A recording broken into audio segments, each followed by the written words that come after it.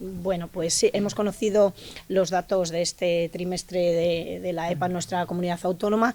Yo creo que es importante señalar que los datos, cuando lo analizamos de forma global, nos permiten poder decir claramente que nuestro mercado laboral es un mercado robusto, que es un mercado que crea empleo de forma sostenida, y el primer dato importante es ese mantenimiento de más de 1 millón de ocupados en nuestra comunidad autónoma. Es un dato muy importante estar por encima de ese 1 millón de ocupados en Castilla y León, que se mantiene en este trimestre. Y si vemos la evolución del último año del empleo en nuestra comunidad autónoma, podemos ver cómo se han incrementado los ocupados en este último año y cómo ha descendido el paro.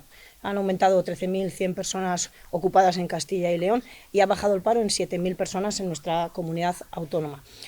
Además, esa bajada del paro es mejor que en el conjunto de España. Hay un descenso del paro del 6,5%, y si vemos la tasa de paro, también en el último año ha descendido en casi un punto, y también podemos ver cómo, comparada con España, mantenemos una diferencia mejor en Castilla y León, casi 2 puntos menos la tasa de la tasa de paro respecto a la tasa de paro nacional del conjunto de España. Por lo tanto, el dato interanual, el comportamiento del empleo en el último año en Castilla y León es mejor que en el conjunto de España, lo que nos determina pensar que la aplicación de las políticas públicas del gobierno autonómico de Alfonso Fernández Mañueco son positivas, y tenemos que seguir incidiendo en ese ámbito. Hay un dato que me parece muy interesante destacar, que es el dato del empleo femenino, porque desde luego el crecimiento de empleo lo ha liderado el empleo femenino, y me parece muy interesante destacarlo. Si decíamos que el paro ha descendido un 6,50 en el último año, ha sido un 10,6, prácticamente un 10,58 lo que ha descendido el paro femenino. Por lo tanto,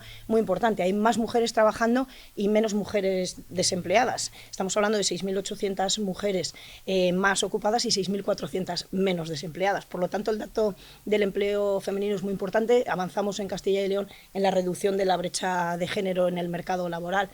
Y si vamos ya a los datos trimestrales, es cierto que en Castilla y León en este trimestre ha subido el desempleo como en el conjunto de España y como la media nacional. En este trimestre se ha incrementado el desempleo, pero también es cierto que en Castilla y León hay que tener muy en cuenta que se ha fortalecido el mercado en 2 puntos importantes: en el número de activos, que ha crecido en 13.600 personas activas, y sobre todo en el número de ocupados, 9.900 empleos netos, digamos, 9.900 ocupados más. Esto significa que a pesar de que sube el desempleo, porque el mercado no ha sido capaz de absorber ese incremento tan importante de activos en nuestro mercado laboral este trimestre, y ahí está fundamentalmente la causa. Si quieren, les puedo decir también una valoración respecto de León, la provincia, ya que estamos en León. Decir que en León se ha incrementado el desempleo en este trimestre, como lo hemos podido comprobar. También sabemos que en esta provincia, en este periodo, ha habido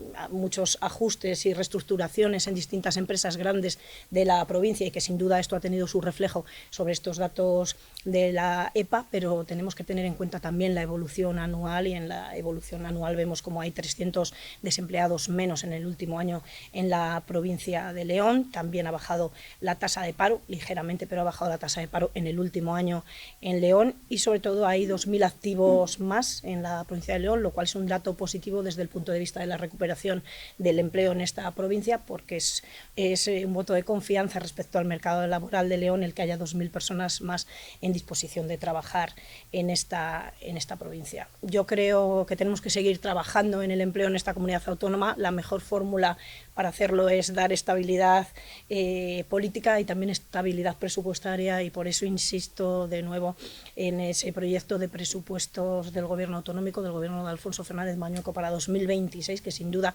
incide en esas políticas de creación de empleo, de sostenibilidad de nuestro mercado laboral, y que en concreto para León también son unos buenos presupuestos, con ese incremento del 25% de la inversión, que sin duda también revertirán en un crecimiento económico y creación de empleo para León. Consejera, el Sí. lunes empieza la actividad en la azucarera de Toro. ¿Cómo está el tema de las actividades alternativas en La Bañeza? ¿Qué sigue esperando?